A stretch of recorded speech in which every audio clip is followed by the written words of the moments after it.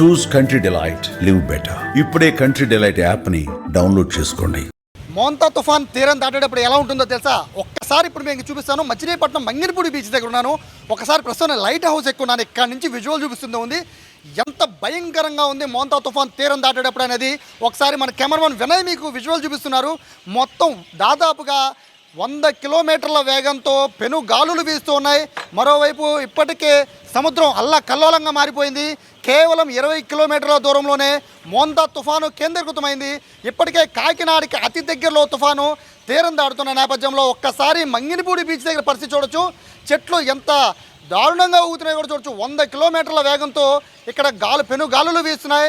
మొత్తం నిలబడడానికి కూడా ఇక్కడ కనీసం సపోర్ట్ లేదే ఇక్కడ నిలబడలేని పరిస్థితి. ఇంత వేగంగా గాలు వీయడం అనేది తుఫాను సమయంలో ఇటువంటి దృశ్యాలు చూడడం అనేది చాలా అరుదుగా ఉంటుంది.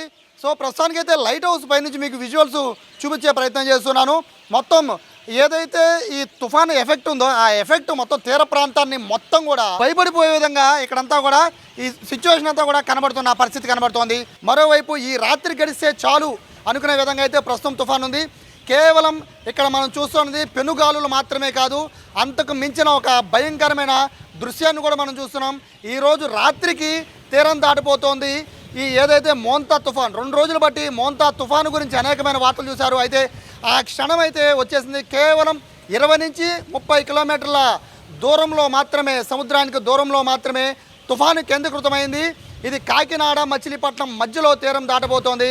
ప్రస్తుతం మనం విజువల్స్లో చూస్తున్నాం. సముద్రపు హోరుని ఒక్కసారి చూడొచ్చు. దాని అలలు ఎంత వేగంగా వస్తున్నాయో కూడా మనం చూడొచ్చు. దాదాపు 5-6 అడుగుల మేర ఎత్తులో ఇక్కడ మనకి కనిపిస్తున్నాయి ఇక్కడ మొత్తం అలలన్నీ కూడా దాదాపుగా కొబ్బరి చెట్లు, మనకి బీచ్ దగ్గర ఉన్న కొబ్బరి చెట్లు, మనం ఉదయం చెప్పుకున్నట్టుగా బీచ్ దగ్గర ఉన్న కొబ్బరి చెట్ల వరకు కూడా సముద్రం ముందుకు వచ్చేసిన పరిస్థితి కనబడుతుంది. కోస్తా తీర ప్రాంతం మొత్తం కూడా అల్లకల్లోలంగా మారిపోయింది. తుఫాన్ దెబ్బకి తుఫాన్ తీరం దాటాక 100 నుంచి 120 కిలోమీటర్ల పెనుగాలులతో కూడిన భారీ వర్షం వస్తుంది. రేపు మధ్యాహ్నం వరకు కూడా ఎవ్వరూ కూడా ఇళ్లలోంచి బయటికి రాకపోవడం మంచిది. అధికారులు అయితే అప్రమత్తంగా ఉన్నారు. ఎన్డీఆర్ఎఫ్ సిబ్బంది సిద్ధంగానే ఉన్నారు. మరోవైపు పోలీసుల దగ్గర నుంచి మొదలు పెట్టుకునే రెవెన్యూ సిబ్బంది వరకు అందరూ కూడా ఈరోజు రాత్రి మీకోసం పనిచేస్తారు. ఎంటైర్ మచిలీపట్నంలో ఉన్న అధికార యంత్రాంగం మొత్తం కూడా ఈరోజు రాత్రి తుఫాన్ పైన దృష్టి పెట్టబోతోంది. ఎవరు కూడా ఇళ్లకు వెళ్లకుండా ఈరోజు రాత్రి తుఫాన్ని మొత్తం దాని గమనాన్ని అది మిగిల్చే నష్టాన్ని కూడా అంచనా వేయడానికి మొత్తం అంతా కూడా ఇక్కడే ఉండిపోబోతున్న పరిస్థితి కనబడుతోంది. ఓవరాల్గా పైనుంచి చూస్తుంది, టాప్ యాంగిల్లో చూస్తుంటే తుఫాను తీవ్రత ఎలా ఉందో కూడా అర్థం చేసుకోవచ్చు. తీరం దాటిన తర్వాత ఇంతకన్నా వేగంగా గాలులు వీచే అవకాశం అయితే కనబడుతుంది. అందరూ కూడా అప్రమత్తంగా ఉండాలని చెప్తున్నారు. దాదాపుగా ఈ తుఫాను అనేది 2 ఏళ్లలో ఇదే అతిపెద్ద తుఫాన్.